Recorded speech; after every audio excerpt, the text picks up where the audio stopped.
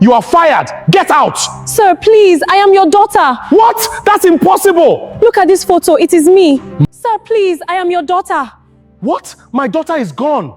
Look, these pictures prove it. The billionaire had fired dozens of employees without remembering their names. But the housemaid he dismissed that morning would become the one woman he would spend the rest of the day desperately trying to find. Jonathan Reed was known for trusting no one. So when he discovered his late wife's diamond necklace inside his housemaid Emily's bag, he didn't listen to excuses. "You have 5 minutes to leave my house." Emily stared at him as if the accusation hurt for a reason he couldn't understand. Then she quietly removed an old photograph from her pocket, looked at it one final time, and tore it in half. Jonathan never saw what was on it. She walked away without defending herself. That should have been the end. But less than an hour later, Jonathan's elderly mother entered the room, saw the torn photograph in the trash, and nearly collapsed. "Where did you get this?" Jonathan frowned. "It belonged to the maid." His mother's face turned pale. Because the little girl in that photograph was Jonathan's daughter, the child who had disappeared 20 years earlier. And beside her stood a woman the entire family believed had died. Suddenly, things Jonathan had ignored began returning to him.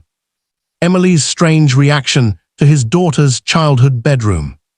The birthmark on her shoulder.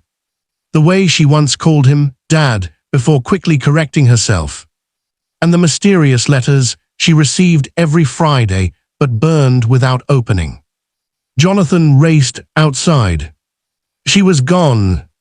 Then his security chief called with even worse news. The necklace had never been stolen. Someone had planted it in Emily's bag. And whoever did it had accessed the mansion using a security code known by only 4 members of Jonathan's family. Now Jonathan wasn't searching for a thief. He was searching for the daughter he had unknowingly thrown onto the street. But why had Emily hidden her identity? Who had convinced her Jonathan abandoned her? Who framed her to force her out of the mansion? And what will Jonathan do when he discovers that his daughter's disappearance 20 years ago was never a kidnapping at all? Before we continue, if you believe a parent should never stop searching for the truth about their child, and that family secrets, no matter how deeply buried, eventually deserve to be exposed, kindly subscribe and turn on the notification bell. Stories like this remind us that the person standing quietly beside us may be carrying a truth powerful enough to change an entire family forever. Stay with this story, because what Jonathan is about to uncover will make firing Emily seem like the smallest mistake he made that day. Jonathan stood frozen beside the trash can. His mother, Margaret Reed, held the 2 halves of the photograph with trembling fingers. At 74, Margaret rarely showed fear. She had survived her husband's death, 2 surgeries, the collapse of the family business before Jonathan rebuilt it, and the disappearance that had nearly destroyed them all. But now her knees seemed unable to support her. Jonathan caught her arm. "Mother." She didn't answer. Her eyes remained locked on the photograph. Jonathan snatched 1 half from her hand. A little girl stood beneath a maple tree wearing a yellow summer dress. Her cheeks were round. Her hair was tied with 2 blue ribbons. Jonathan knew that face. He had kissed it goodnight hundreds of times. He had watched it grow from a newborn's wrinkled expression into the laughing face of a 4-year-old who used to hide behind curtains and shout, "You can't find me." His throat tightened. "Lily." Margaret shut her eyes. Jonathan turned over the second half. Beside the child stood a woman in a pale coat. Her face was partly shadowed, but Jonathan recognized her too. Rebecca Lane, his wife's younger sister. Rebecca had supposedly died 19 years ago in a highway accident outside Pittsburgh. Jonathan stared at his mother. Why does Emily have this? Margaret sank into the nearest chair. I don't know. You recognized it immediately. I recognized Lily. You recognized Rebecca too. Margaret looked away. That tiny movement was enough. Jonathan had spent 30 years negotiating billion-dollar acquisitions. He knew when people were hiding information. He knew the hesitation before a lie, the careful change of subject, the pause when someone mentally edited what they were about to say. And he had just seen all three in his mother. His voice hardened. What aren't you telling me? Before Margaret could answer, the door opened. Thomas Reed walked in. Jonathan's younger brother had always seemed to belong in rooms like this, expensive rooms, quiet rooms, rooms where other people lowered their voices when he entered. At 51, Thomas still carried the polished charm that had made him the family favorite as a teenager. Unlike Jonathan, who had built his reputation through relentless discipline, Thomas had drifted between executive positions, charitable foundations, and carefully photographed social events. He looked from Jonathan to Margaret. What happened? Jonathan held up the photograph. For perhaps half a second, Thomas stopped breathing. Then his expression reset. What is that? Jonathan noticed. So did Margaret. This belonged to Emily, Jonathan said, the maid I fired this morning. Thomas frowned. The thief. She wasn't a thief. Jonathan explained what security had discovered. Thomas slowly shook his head. That's disturbing. Jonathan stepped closer. Recognize the picture. Thomas looked at it for longer than necessary. No. Margaret's fingers tightened around the arm of the chair. Jonathan noticed that too. 20 years earlier, there had been 4 people in the mansion with access to the internal security system. Jonathan, Margaret, Thomas, and Jonathan's late wife, Claire. Claire had been dead for 6 years. That left 3. Unless someone had never lost access. Jonathan pulled out his phone. His security chief answered immediately. Mr. Reed. Marcus locked down every gate. A pause. So, no one enters or leaves without my authorization. Pull every recording from the last 72 hours. I want to know exactly who entered Emily's room and who touched that necklace. Jonathan looked directly at Thomas as he spoke. Thomas gave a short laugh. You're not seriously treating us like suspects. I'm treating everyone like a suspect. That girl was an employee. That girl may be my daughter. Silence swallowed the room. Thomas's smile disappeared. Margaret whispered, Jonathan. But Jonathan was no longer listening. A memory had opened inside him. It was not a gentle memory. It came like a door ripped from its hinges. 20 years earlier, Jonathan had been 34 and still believed wealth could protect the people he loved. He remembered the last morning he saw Lily.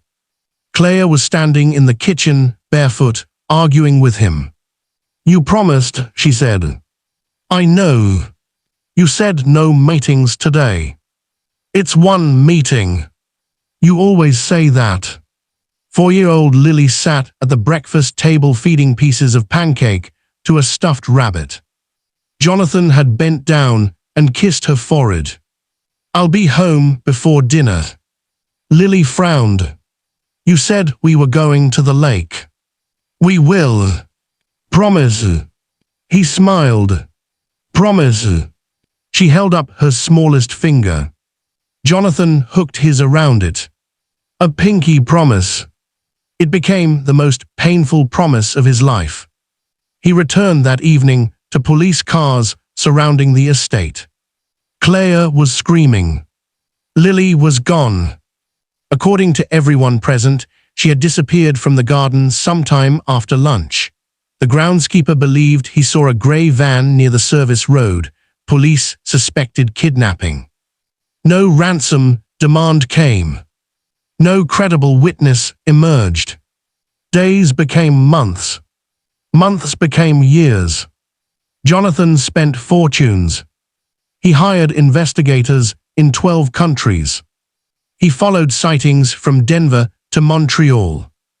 Once he flew overnight to Prague because a private investigator believed a 13-year-old girl there resembled Lily. It wasn't her. Every false lead took something from him. Eventually, Claire stopped asking where he was going. Eventually, Jonathan stopped sleeping beside her. Eventually, grief became the third person in their marriage. And eventually, Claire died from an aneurysm, while Jonathan was in Singapore, closing the largest business deal of his career. He had conquered the world and lost everyone whose applause mattered. Now, standing inside the mansion 20 years later, Jonathan understood something that made his stomach twist. He had spent half his life searching everywhere, except inside his own home. Where would Emily go, he asked. The housekeeper, Mrs. Patterson, was brought in 10 minutes later. She had supervised the domestic staff for 17 years. She doesn't have a car, Mrs. Patterson said. Usually takes the bus. Family. She never spoke about any. Friends. Mrs. Patterson hesitated. There was someone. Jonathan leaned forward. Who? I don't know his name. She received calls occasionally. Afterward, she'd become frightened. Frightened how? She'd check windows, ask whether the gates were locked. Once I found her crying in the laundry room. Jonathan felt another wave of guilt. How long has this been happening? Since she arrived. Emily had worked in his mansion for 8 months. 8 months. He tried to remember how many conversations they had shared. He couldn't. He remembered instructing her to polish the silver. He remembered asking why the library curtains hadn't been changed. He remembered complaining once because his coffee had been lukewarm. But he could not remember asking her where she came from, or whether she was happy, or why she sometimes looked at him with an expression that made him uncomfortable. He had assumed servants were looking at his wealth. Maybe Emily had been looking at her father. Marcus entered, carrying a tablet. We found something. He placed the device on the table. Security footage showed a corridor outside Emily's room at 2:13 that morning. A figure entered, wearing a hooded coat. The person knew where the camera was and kept their face turned away. Jonathan watched carefully.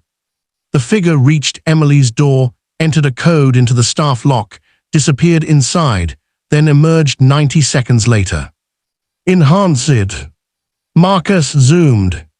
The image pixelated. Thomas shrugged. That could be anyone's. Then the figure lifted an arm. On the wrist was a silver watch. Margaret inhaled sharply. Thomas instinctively pulled his sleeve lower. Jonathan saw it. His eyes dropped to his brother's wrist. A silver Patek Philippe. The same watch Jonathan had given Thomas for his 50th birthday. Thomas laughed. Oh, come on. Jonathan said nothing. You think that's me because of a watch? The build matches. Half the men in this city have my build. Not half the men know that code. Thomas's face hardened. I did not enter her room. Margaret stood suddenly. Stop. Both brothers turned. She looked 20 years older than she had that morning. There has been enough lying. Thomas stared at her. Mother. Enough. His voice sharpened. Don't. Jonathan stepped toward Margaret. Tell me. Tears appeared in her eyes. I knew Rebecca didn't die. Jonathan felt the room tilt. What? Margaret pressed a hand against her mouth. I knew. Jonathan's voice came out barely above a whisper. For 19 years. She nodded. Thomas muttered, Mother, don't do this. Jonathan turned on him. What does he know? Margaret started crying. Jonathan had almost never seen her cry. Rebecca called me after the accident. Jonathan stared. The accident in which she supposedly died. It was staged. Why? Margaret looked at Thomas. And Jonathan finally understood that his mother wasn't afraid of the past. She was afraid of what Thomas might do if she exposed it. Thomas backed toward the door. Jonathan said, Marcus. The security chief blocked his path. Thomas laughed bitterly. This is absurd. Margaret whispered, Rebecca took Lily. Jonathan's entire body went still. What did you say? She took her. The sentence seemed too small to contain the destruction it caused. Jonathan grabbed the back of a chair. You told me my daughter was kidnapped. I thought telling you the truth would destroy the family. My daughter disappearing destroyed the family. His shout echoed through the mansion. Margaret flinched. Jonathan remembered Claire sitting awake at 3 a.m, staring through the nursery window. He remembered her saying, I feel like someone knows. He remembered dismissing it as grief.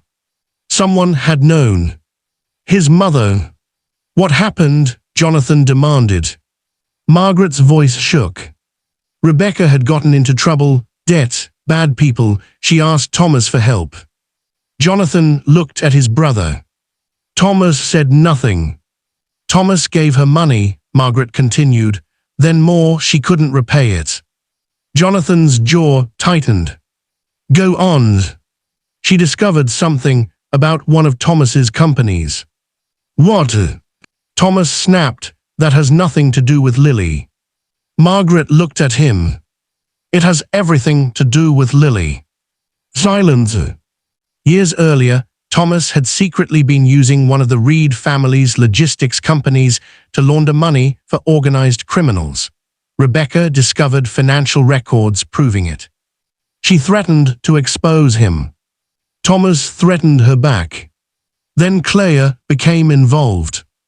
Jonathan felt sick. My wife knew. Margaret nodded. Not everything, she knew Rebecca was frightened. The night before Lily disappeared, Rebecca came to the mansion. She begged Claire to help her leave Pennsylvania. Claire agreed. But there was a complication. Rebecca believed Thomas would use Lily against them because she had once seen something she wasn't supposed to see. Jonathan frowned. A 4-year-old. Margaret nodded. The afternoon before, Lily wandered into Thomas's office while he was meeting 2 men. Jonathan turned to Thomas. What men? Thomas said nothing. What men? They're dead now. The answer chilled him more than denial would have. Margaret continued. Rebecca panicked. She believed Lily was no longer safe. So she convinced Claire to allow her to take Lily away for several days, while evidence was delivered to federal authorities. Only it never happened. Claire allowed Rebecca to take our daughter. She thought it was temporary. Jonathan closed his eyes. Claire. For 20 years, he had wondered what she might have done differently. Now he saw her younger face in his memory, arguing with him in the kitchen. You promised. Maybe she had wanted him home, not merely for the lake. Maybe she had wanted to tell him something. Why did Rebecca come back? Margaret looked at Thomas again. Because someone intercepted them. Jonathan's blood went cold. Thomas moved. Marcus stepped forward. Don't. Thomas stopped. Margaret continued. Rebecca called me 3 nights later. She was terrified. She said Lily was safe, but they could never return. Who intercepted them? Margaret's silence gave him the answer. Jonathan turned toward his brother. Thomas shook his head. No. Jonathan crossed the room so quickly Marcus barely reacted. He grabbed Thomas by the jacket and slammed him against the wall. You took my daughter. I saved your daughter. Jonathan froze. Thomas was breathing hard. You think Rebecca was innocent. You have no idea what she had gotten herself into. Then tell me. She stole from dangerous people. You were laundering their money. I was trying to get out. Jonathan's fist tightened. Thomas looked into his eyes. I sent men to stop Rebecca before she ran to the authorities. They caught up with her outside Harrisburg, but Lily was in the car. Jonathan could barely breathe. What happened? One of the men panicked. There was an accident. Margaret started sobbing. Rebecca survived, Thomas said. So did Lily. And then I told Rebecca if she ever came back, the men she had stolen from would find her. I told her Lily would be in danger too. You threatened her. I warned her. You stole 20 years of my daughter's life. Thomas shouted back. I didn't know where she was. Jonathan stared at him. You expect me to believe that? For years, yes, Rebecca disappeared. Then 5 years ago she contacted me. 5 years. Jonathan loosened his grip slightly. Why? She was dying. The words landed heavily. Cancer. Rebecca had been living in Ohio under another name. She had raised Lily as her own daughter, calling her Emily Lane. Emily grew up believing her biological father was a wealthy man who had rejected her mother and wanted nothing to do with her. Rebecca had created the lie to protect her. Or perhaps to protect herself. Maybe both.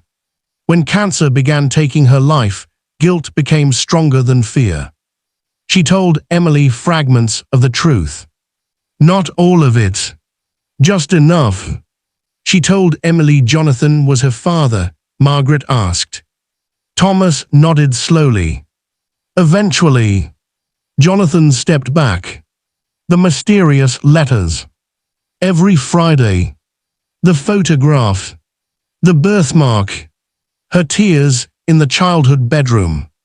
She came here because she knew. Thomas shook his head. She suspected. How do you know? Thomas hesitated. And that hesitation revealed another truth. You've been speaking to her. Thomas's silence confirmed it.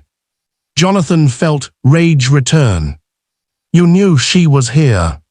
She contacted me before applying for the job. Why? She wanted answers. And what did you tell her? That coming here would destroy you. Jonathan almost laughed. Destroy me. I told her you had built a new life. Jonathan looked around the enormous mansion. The empty rooms. Claire's untouched bedroom. Lily's nursery sealed for 2 decades. What new life? Thomas had no answer. Jonathan moved toward the door. Where is she? I don't know. Jonathan stopped. Thomas added, but I know who might. The letters Emily burned every Friday had not come from Thomas. They came from Rebecca. Jonathan turned slowly. You said Rebecca was dying 5 years ago. She didn't die. Margaret looked shocked. Thomas nodded.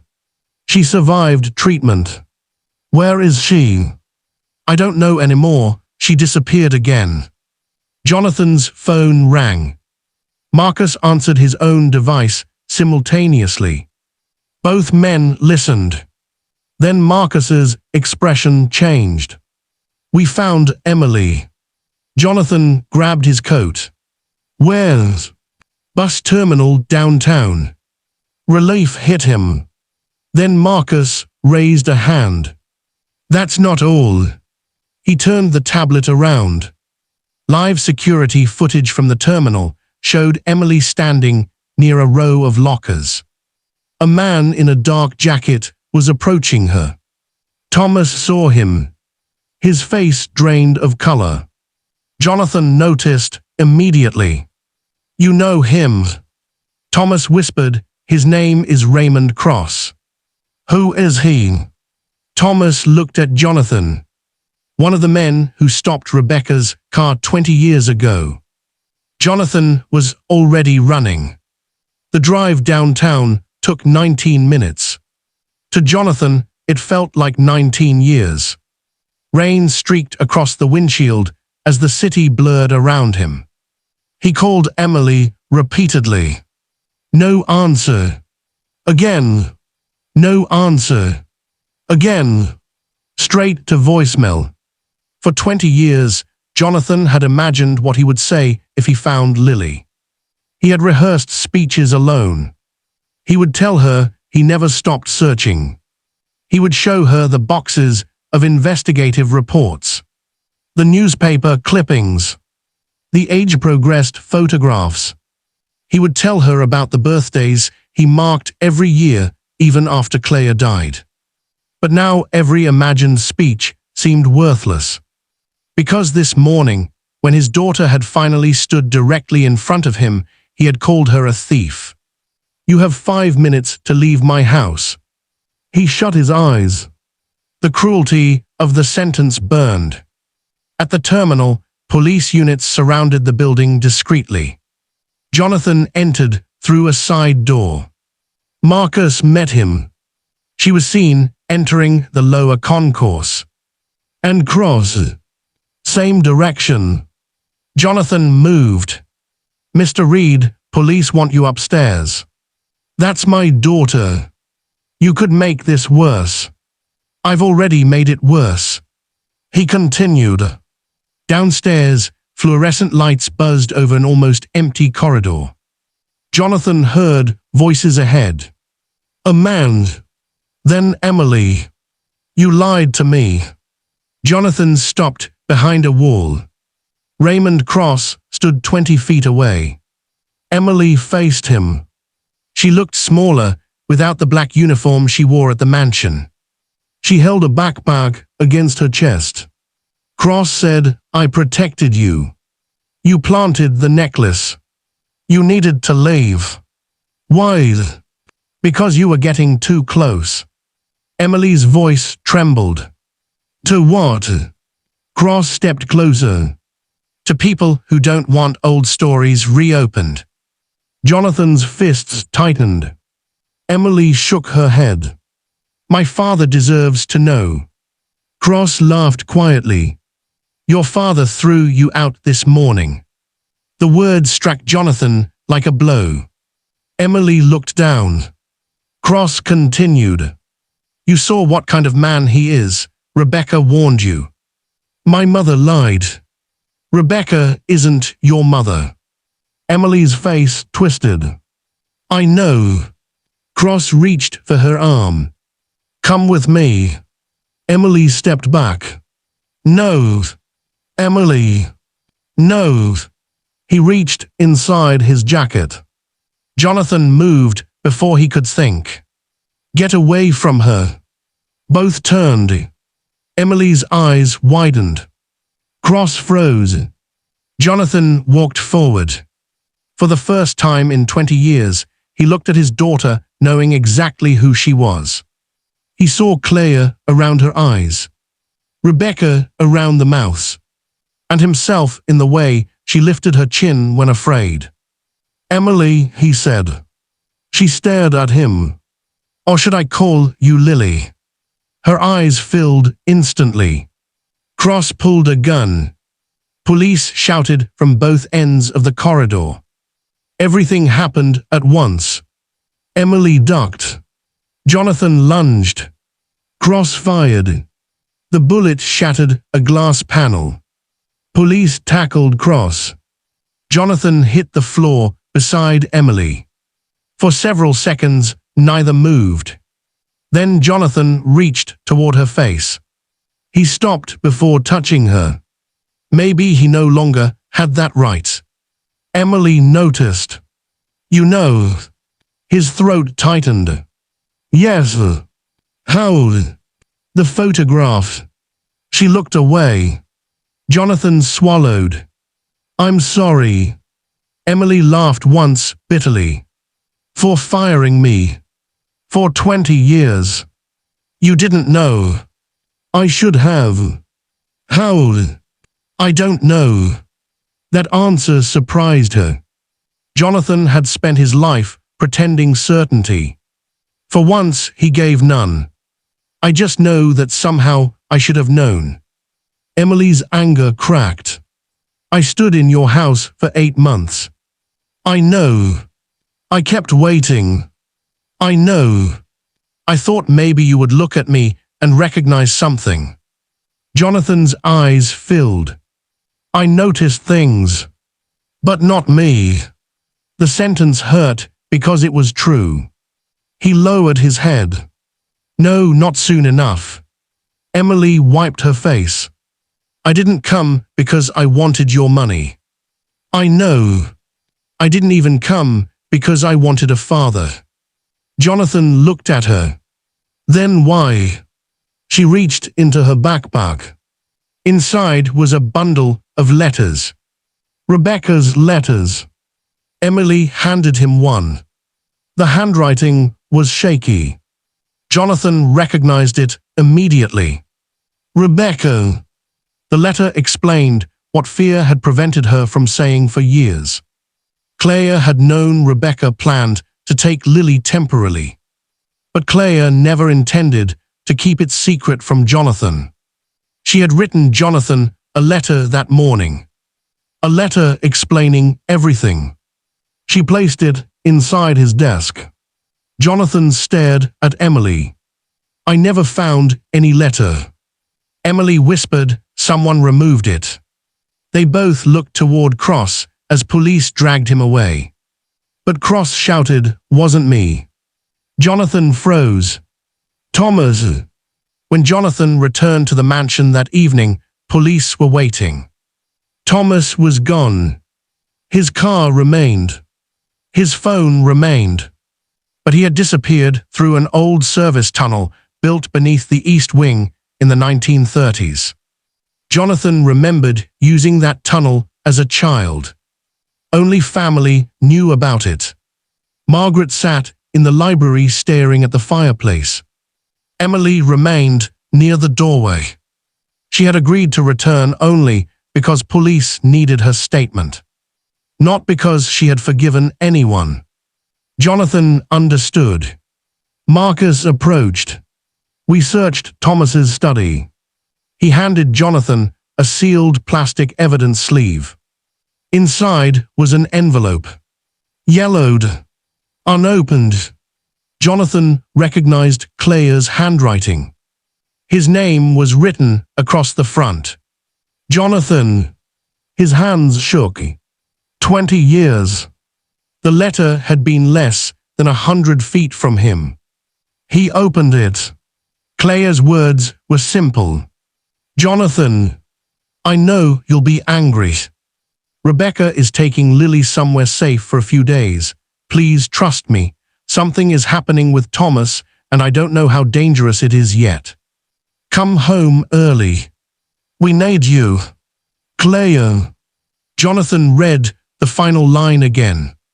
We need you. He sat down. The room disappeared around him.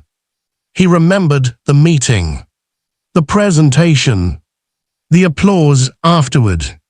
He remembered checking his watch and deciding to stay for drinks because the deal was going well.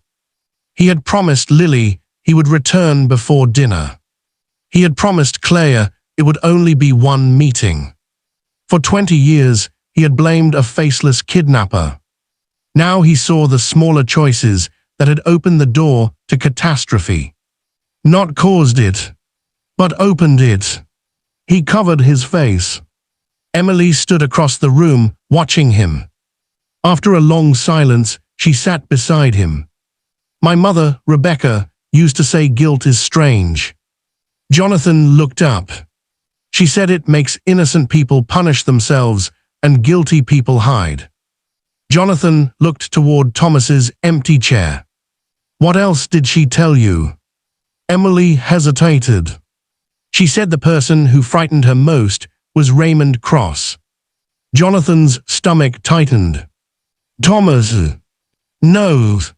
He stared. Who? Emily looked toward Margaret. The elderly woman went pale. Emily, Margaret whispered. Jonathan slowly stood. What does she mean? Margaret's lips trembled.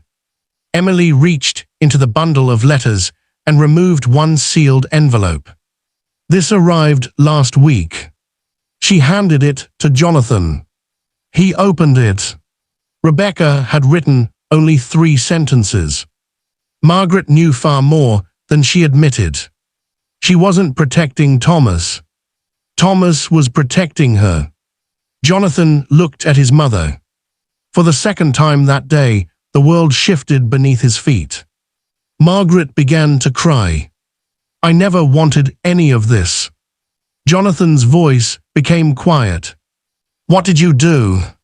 Years earlier, when Jonathan and Thomas's father died, the Reed empire was drowning in debt. Margaret had secretly borrowed money from criminal investors to keep the company alive. Thomas discovered it. He became the intermediary. What began as survival became corruption. Rebecca found the records. Had she exposed them, Margaret believed Jonathan's company, marriage and future would collapse. So Margaret approved a plan to frighten Rebecca into silence. Not to harm her. Never, she insisted, to harm Lily. But fear grows beyond the control of the person who plants it. The men sent to intimidate Rebecca became violent. The staged disappearance followed. Then the lies. Then 20 years of silence. Jonathan stared at his mother. You let me search. Margaret sobbed. I didn't know where Lily was. But you knew why she was gone. Yes. You watched Claire destroy herself. I was afraid. You watched me bury my marriage. I was afraid. You watched me spend 20 years believing my daughter might be dead. Margaret whispered, I was afraid. Jonathan shook his head. No. He finally understood. You weren't afraid of losing us. Margaret looked at him. You were afraid we would know who you really were. She collapsed into tears. Emily stood and walked away. Jonathan followed her into the hallway. Emily. She stopped. He almost called her Lily. But that name belonged to a child she barely remembered. Emily. She turned. I don't know what happens now, Jonathan said. Neither do I. I don't expect you to forgive me. You didn't take me. No. You didn't know. No. But you were cruel to me. Jonathan nodded. Yes. You barely noticed the people who worked in your house. Yes. You decided I was guilty before I could speak. Yes. Each answer cost him something. Good. Some truths should. Emily studied him. You're different from the father I imagined. Jonathan almost smiled. Better or worse? I haven't decided. That's fair. Outside, rain tapped against the windows. Emily turned to leave. Jonathan felt panic. Not the frantic panic of 20 years earlier. Something quieter. The fear of losing someone because you tried to hold them before they were ready. So he didn't stop her. Instead he said, the lake is still there. Emily paused. Jonathan's throat tightened. When you were little, I promised I'd take you. She slowly turned. I remember water. His breath caught. What? A dock. Jonathan said nothing. And a red boat. His eyes filled. Their old boat had been red. Emily touched her temple. I always thought it was a dream. Jonathan smiled through tears. You hated the life jacket. A tiny laugh escaped her. Apparently, I still do. For several seconds, they stood between two lives, the one stolen from them and the one that might still be possible. Then Emily left. Jonathan allowed her to. 3 days later, Thomas was arrested at a private airfield in Virginia. Raymond Cross agreed to cooperate. Margaret confessed. The investigation eventually uncovered decades of financial crimes and obstruction. Jonathan resigned from 3 corporate boards. He sold the mansion. People assumed scandal had broken him. In some ways, it had. But another kind of rebuilding had already begun. Emily did not move in with him. She did not suddenly start calling him Dad. Life was not that easy. Instead, they met for coffee. Once, then again. She told him about growing up outside Columbus. About Rebecca working 2 jobs. About learning piano. About hatting tomatoes. Jonathan told her about Claire. Not the grieving Claire. The laughing Claire. The woman who sang badly while cooking. The woman who once painted an entire bathroom green because she decided white walls were depressing. Emily asked questions. Jonathan answered every one. Even the painful ones. Especially those. Months later, Emily agreed to take a DNA test. The result was unnecessary by then. Jonathan already knew. But when the paper confirmed a 99.99% probability of parentage, he sat alone in his apartment and cried for almost an hour. Not because he had found his daughter. He had found her months earlier. He cried because, for the first time in 20 years, there was no possibility left that someone could take that truth away. The following spring, Jonathan drove Emily to the lake. The old family property was abandoned, but the dock remained. They sat at the edge with their feet above the water. Emily held the old torn photograph.